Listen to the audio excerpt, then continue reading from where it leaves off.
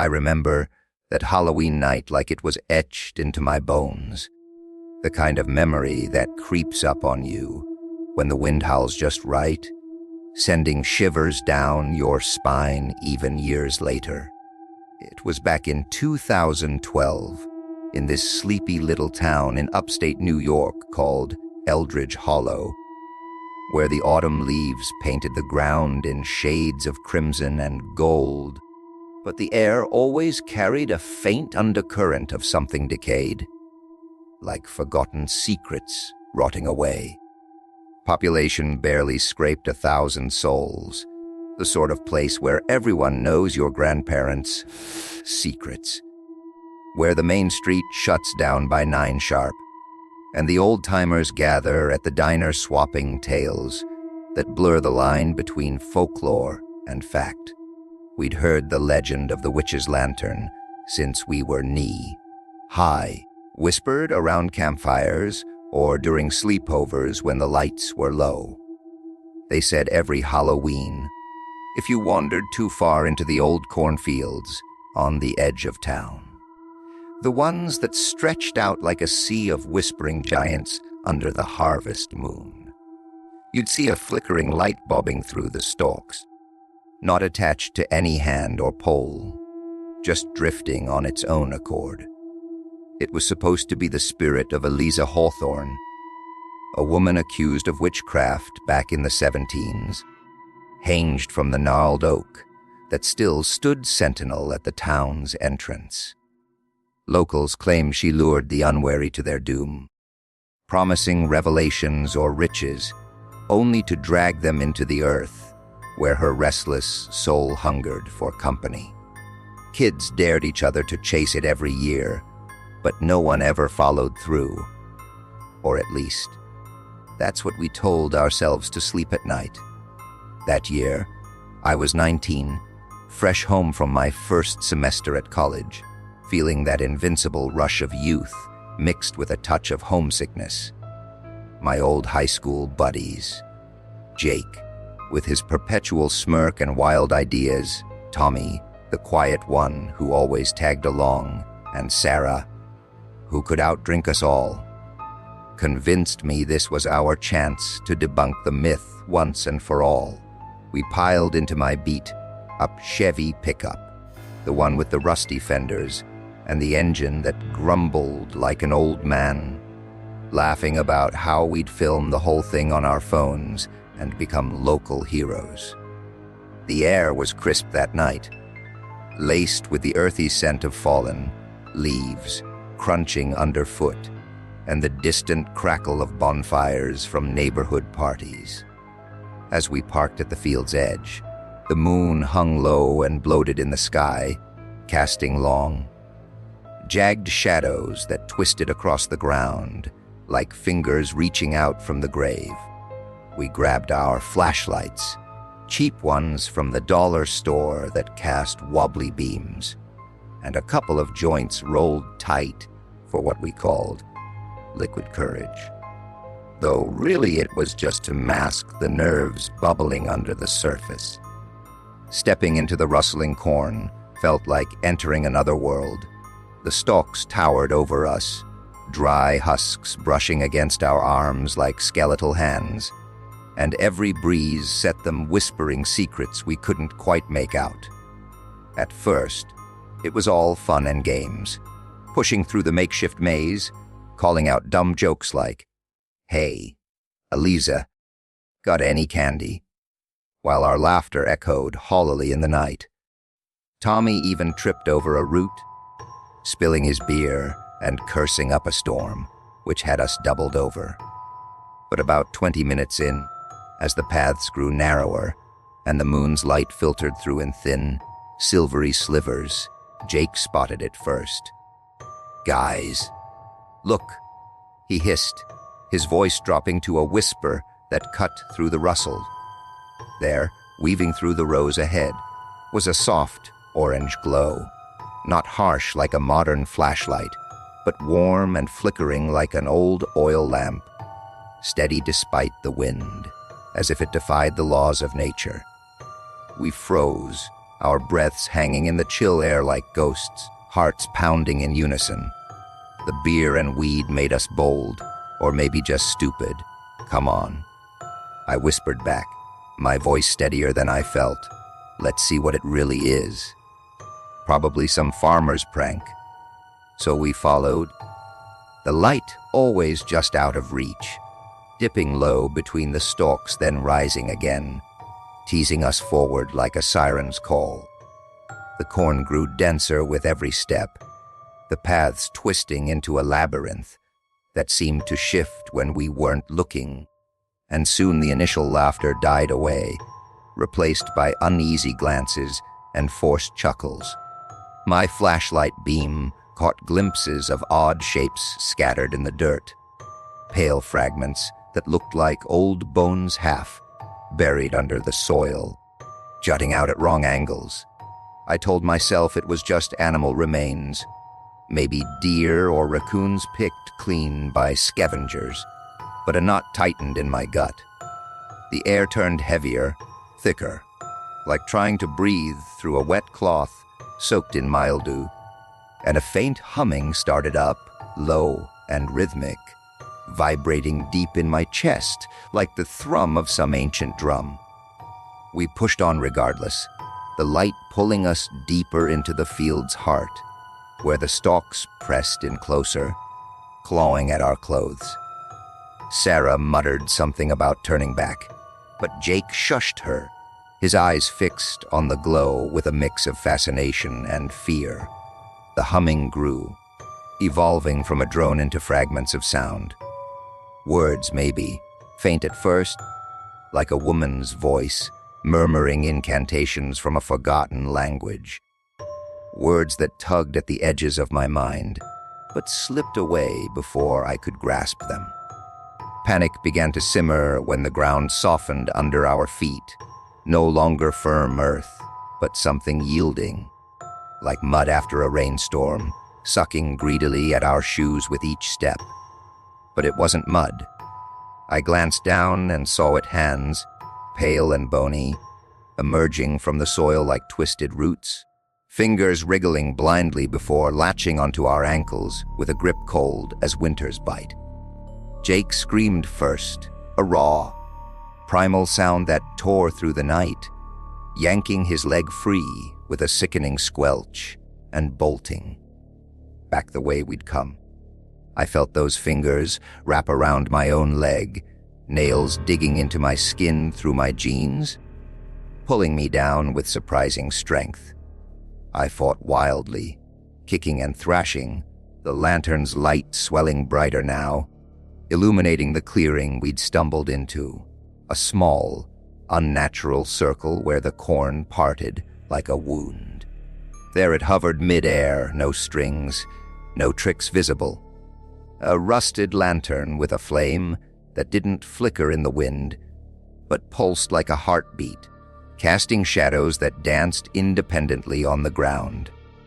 At its base stood Eliza's grave marker, a weathered stone slab cracked down the middle like a broken promise, etched with faded runes that seemed to writhe in the glow. The voice swelled louder, accusing and sorrowful. Trespassers, thieves of peace, join us in the dark. All around, faces emerged from the dirt, twisted, decayed features with hollow eyes that stared up accusingly, mouths gaping in silent screams. Tommy and Sarah were scrambling too, their cries mixing with mine in a cacophony of terror. I clawed my way free, tearing my jeans and leaving skin behind, running blind through the stalks that whipped my face like punishing lashes, thorns drawing blood that trickled warm down my cheeks. I heard my friends' desperate shouts echoing behind me, fading into the night. But when I finally burst out onto the gravel road, gasping for air with lungs burning, only Tommy and Sarah staggered out after me, faces ashen and eyes wide with horror. Jake was gone, swallowed by the field. We searched all night with the local cops, flashlights sweeping the corn in futile patterns, but they found nothing. No mysterious light, no grasping hands, just his abandoned flashlight lying in that cursed clearing, its beam flickering weakly before dying out. The sheriff chalked it up to a prank gone wrong, or Jake running off in a panic. Maybe hitchhiking out of town. But I know what I felt, what I heard, the way those cold fingers hungered for more. They never found his body, and the official report listed him as missing, presumed runaway. But every Halloween since, I stay inside my apartment far from Eldridge Hollow, windows locked tight, curtains drawn against the dark. Because sometimes, late at night when the world is quiet, I see that orange glow hovering just outside my window, patient and persistent, waiting for me to make the mistake of looking too long. And I swear, with each passing year, it's getting closer, inching nearer, as if Eliza's lantern is still searching for the one that got away, ready to pull me back into the earth, where the whispers never stop. It started innocently enough that Halloween in 2008, when I decided to shake off the doldrums of my everyday life by hitting up one of those pop-up haunted houses in the quiet suburbs, just outside the city. I was 25 then, recently single after a messy breakup that left me questioning everything. Stuck in a dead and desk job crunching numbers for a faceless corporation, craving any kind of thrill to remind myself I was still alive. The place was called Whispers Manor, advertised on faded flyers tacked to telephone poles. Set up in an old Victorian house that had stood abandoned for decades on the outskirts of town. Rumors swirled about its dark history. A family massacre back in the 1920s, where the patriarch supposedly snapped, driven mad by debts and delusions, slaughtering his wife and children before turning the gun on himself. The locals avoided it, claiming strange lights in the windows or cries echoing on windy nights, but I figured it was all hype to draw in suckers like me. I went alone that evening. No friends to drag along since most had plans with their partners or families, figuring it'd be a quick diversion. Fake blood splatters, actors in cheap costumes jumping out, the usual carnival slog to get your heart racing for a bit. The line was mercifully short, just a handful of giggling teens ahead of me. The night enveloped in a thick fog that rolled in from the nearby river, cool and clammy against my skin, with distant sounds of children in costumes trick or treating on the safer streets. As I handed over my ticket and stepped through the creaking front door, it shut behind me with a finality that made my stomach twist, sealing out the world and plunging me into a dim, musty interior where the air hung heavy with the scent of dust, old wood, and something faintly metallic, like dried blood. Flickering electric candles lined the hallway, their artificial flames casting wavering shadows that played tricks on the peeling wallpaper, guiding me through a series of staged rooms adorned with cobwebs strung artfully and mannequins posed in eerie, frozen tableaus of domestic horror. A dinner table set with rotting food, figures slumped over as if mid-meal. But something felt off from the very start.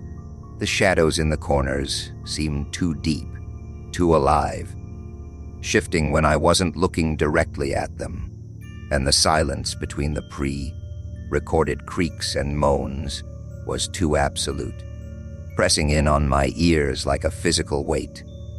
The first real section was a mirror maze, walls of reflective glass that distorted my image into elongated nightmares. And as I navigated the twists, I caught glimpses of my reflection, but sometimes it lagged behind, hesitating for a split second, before mimicking my movements, as if it were watching me, studying my every step.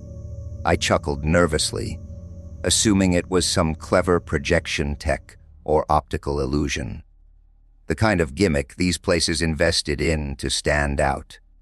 But as I delved deeper into the house, pushing open a door that groaned like a dying breath, the whispers began, soft and indistinct at first, like conversations murmuring just out of earshot in an adjacent room, brushing against my ear with the faint warmth of breath. Turn back. One seemed to hiss, so close I spun around, expecting an actor lurking behind, but the hallway stretched empty, save for the dancing shadows. My pulse quickened, but I pressed on, telling myself it was all part of the immersive experience. Speakers hidden in the walls piping in atmospheric audio. The next area mimicked a Victorian bedroom, complete with a four-poster bed draped in tattered lace, a vanity mirror cracked like a spider web, and a rocking chair in the corner that creaked slowly back and forth on its own, as if an invisible occupant lounged there.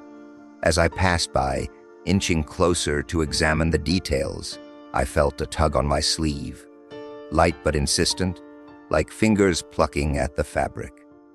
I jerked away, heart slamming against my ribs, scanning the room for wires or mechanisms, but found nothing. Sweat beaded on my forehead, despite the chill seeping through the floorboards, and I hurried onward, the whispers growing more persistent, forming coherent words now. My name, Alex. Alex, repeated softly, interwoven with fragments of my life. Why did you leave her? Why did you let it happen? It struck me like ice water down my back. Details only I knew. Arguments with my ex that had played out behind closed doors. Harsh words I'd regretted, but never voiced to anyone else. How could they know? My mind raced, paranoia blooming. Maybe they'd hacked my social media or something. But that seemed impossible for a low-budget haunt. The attic simulation came next, a narrow staircase groaning under my weight with each step, leading up to a cluttered space filled with dusty trunks, faded sepia photographs pinned to the walls showing stern-faced families from another era, and cobweb-shrouded furniture that loomed like silent sentinels. The whispers intensified here, surrounding me in a cacophony of voices, pleading and accusing, recounting my deepest regrets, failures at work where I'd cut corners and cost a colleague their job, white lies to friends that snowballed into betrayals, and worst of all, the car accident from my teen years that I'd caused by texting while driving, injuring a pedestrian I'd never fully atoned for, burying the guilt deep where it festered. Visions flashed unbidden, reliving those moments in vivid detail, but twisted into nightmares where I was the villain, the monster lurking in my own story. The room seemed to close in, the air thickening until each breath was a struggle, and in the far corner, a shape materialized, not a costumed actor, but a translucent figure of a woman in a high, collared dress, her skin pale as moonlight, eyes locked on mine with an intensity that bored into my soul, filled with sorrow and rage. Panic clawed at my throat. I bolted for what I thought was the exit, but the layout had shifted impossibly. Doors that had been there moments ago now led to bricked-up walls, corridors looping back on themselves like a labyrinth rewriting its own rules. Time blurred in that madness. What felt like hours of stumbling through endless rooms, the whispers turning to wails and screams that echoed my inner turmoil, might have been mere minutes. My mind unraveled thread by thread, doubt creeping in, was this the house's doing? Or had I finally cracked under the weight of my own suppressed demons. When I finally stumbled out a back door, I didn't remember collapsing onto the dew, slick grass under a starless sky. The staff found me, babbling incoherently, tears streaming down my face. They swore up and down that the attraction was standard fare. No psychological profiling, no high-tech mind games, and my tour had clocked in at just 15 minutes on their timers. But I know what I endured. The house didn't just scare with props and jumps. It peeled back the layers of my psyche, feeding voraciously on my guilt and secrets, turning them into weapons against me. Therapy helped piece me back together over the years. Sessions where I unpacked those buried traumas under fluorescent lights. But on quiet nights, when the wind rattles the panes, I still hear those whispers slithering through the cracks, questioning if I'm truly alone in my head, or if Whisper's Manor left a piece of itself behind, lurking in the shadows of my mind. And I've never, not once, set foot in another haunted attraction since, fearing what other doors to the past it might unlock. That Halloween in 2015 will haunt me forever, the night a stupid, impulsive prank spiraled out of control into something I can't rationalize or explain. Something that still makes my skin crawl and my nights restless when I dwell on it too long. I was 22 back then, crashing through my senior year in a mid-sized college town in Ohio, where the streets were lined with maple trees shedding their fiery leaves, and frat houses thumped with bass from endless parties. My roommates and I, Dave the engineering major with a knack for gadgets, Mike the laid-back philosophy guy always quoting Nietzsche, and Lisa, our token-level, headed one who kept us from total chaos, were notorious for our elaborate pranks, the kind that made us legends in our circle, but occasionally got us in hot water with campus security. That year, we decided to up the ante for Halloween, dress up as escaped convicts, complete with fake blood, handcuffs, and menacing scowls, and invade a raging party down the street at the old Sigma house. It was meant to be harmless fun, burst in dramatically, scare the hell out of everyone for a minute, then reveal the joke and crack open some beers to smooth things over. We spent the entire afternoon prepping in our cramped off-campus rental, a drafty Victorian split into apartments with creaky floors and walls thin as paper. We scavenged orange jumpsuits from a local thrift store that smelled of mothballs, added plastic chains that rattled authentically, and used drugstore makeup to paint on bruises, cuts, and tattoos that looked convincingly prison yard tough. Dave even rigged up some squibs with ketchup packets for gunshot effects if things got too intense.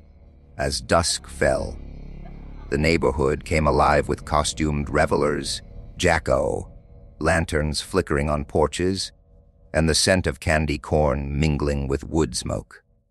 We snuck around the back of the Sigma house, hearts pounding with that electric mix of adrenaline and mischief, peering through windows at the pulsing lights and thrumming music inside. Bodies packed tight in a sea of vampires, witches, and superheroes. On my signal, a whispered, "Go." We kicked in the back door with theatrical force, yelling at the top of our lungs, "Nobody move! This is a takeover! We're armed and dangerous!"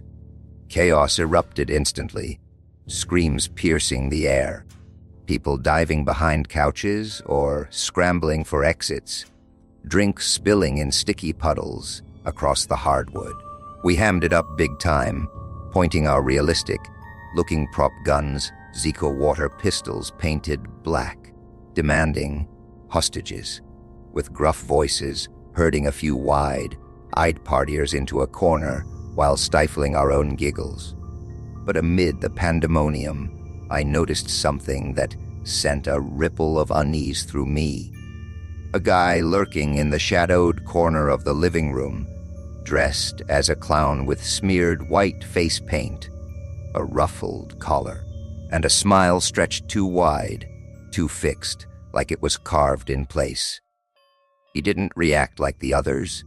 No flinching, no running, just stood there motionless. His eyes locked on us with an intensity that felt knowing, almost amused, as if he were in on a joke we hadn't heard yet. We wrapped up the prank quickly after that, lowering our weapons and shouting, "Happy Halloween! Gotcha!"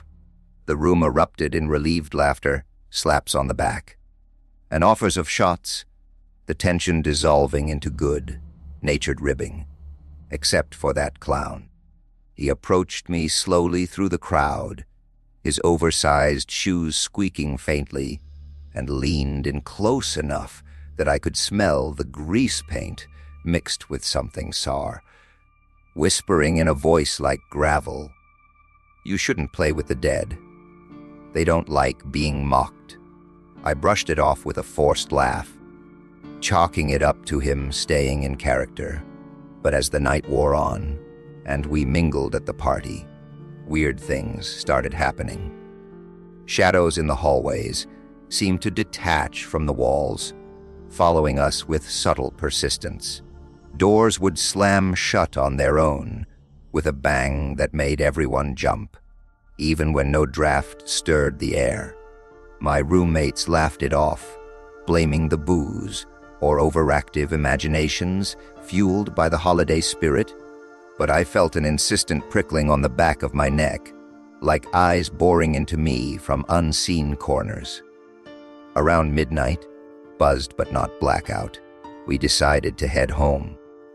Weaving through the crowded streets under streetlights that buzzed faintly overhead. But on the walk back, footsteps echoed behind us, heavy, deliberate thuds that matched our pace perfectly, stopping when we did, resuming when we moved. We turned multiple times, flashlights from our phones sweeping the empty sidewalk, but nothing was there, just swirling leaves caught in the wind. At our front door, pinned with a rusty nail that hadn't been there before, was a crumpled note scrawled in red ink. "The prank's on you now. Sweet dreams." We shrugged it off as retaliation from the party, maybe one of the Sigma guys following us. But inside the house, the lights flickered erratically, bulbs humming before dimming. In the living room, our ancient TV set turned on by itself with a static crackle, the screen fuzzing before clearing to grainy old news footage from the 1918s. A prison break at a nearby penitentiary on Halloween night. Inmates vanishing without a trace after a riot that left guards dead in unexplained ways. Chills raced down my spine. It felt too targeted, too coincidental. We tried to shake it off, crashing into our beds with the haze of alcohol pulling us under. But I woke hours later to scratching at my bedroom window, slow and deliberate like nails on glass. Peering out into the yard, heart thundering, I saw that clown standing motionless under the lone streetlight, his painted smile gleaming unnaturally in the dark. I blinked hard, rubbing my eyes, and he was gone, leaving only the echo of unease. The next morning, groggy and hungover, things escalated. Personal items mysteriously relocated, like my wallet appearing in the fridge or Lisa's keys buried in a houseplant soil. Whispers in empty rooms murmuring our names, recounting secrets we'd never shared aloud, like Dave's hidden gambling debt or Mike's plagiarized paper from last semester. Lisa confessed over coffee that she'd felt hands on her shoulders in the shower, cold and gripping, pressing down with invisible weight. We huddled together, piecing together fragments from online searches and old town records. The Sigma House was built on the raised site of that very penitentiary where the Halloween riot had claimed dozens, many dying in bizarre, unexplained circumstances, bodies found drained of blood or twisted in agony without visible wounds. Our prank had stirred something dormant, invited it across some unseen threshold, mocking the dead in a place where they lingered. The climax built over that next night, tension thickening like fog in our home. Alone while the others ran errands, I heard chains rattling downstairs, not plastic like ours, but heavy iron dragging across the floor with a metallic groan. Descending the stairs slowly, flashlight beam shaking in my grip, sweat slick on my palms, I found the living room rearranged impossibly. Furniture pushed into a perfect circle, lamps toppled, and in the center, shadowy figures materializing from the gloom, wearing tattered jumpsuits like ours but decayed and moth-eaten, their forms indistinct yet solid enough to cast faint shadows. Skeletal faces turned as one toward me, eyes glowing with a faint, malevolent light, hollow sockets burning with unspoken rage. They lunged forward in unison, a rush of cold air and the stench of earth and decay washing over me. I ran, feet pounding up the stairs, barricading myself in my room with a dresser shoved against the door, heart hammering so loud it drowned out everything until dawn's first light pierced the curtains and silence finally returned, the house reverting to normal as if nothing had occurred. We moved out the next week, packing in a frenzy and crashing with friends until we found new digs. But the presence followed in subtle ways. Odd phone calls from blocked numbers breathing static into the line. Glimpses of orange, clad figures in mirrors that vanished when I turned, or that same scratching at windows on quiet nights. To this day, I avoid pranks of any kind, viewing them as invitations to chaos, and on Halloween, I lock every door and window, draw the blinds, and sit in the light, wondering if that sinister force is still out there, patient and unseen, waiting for its next opportunity to turn the tables in a joke that never ends.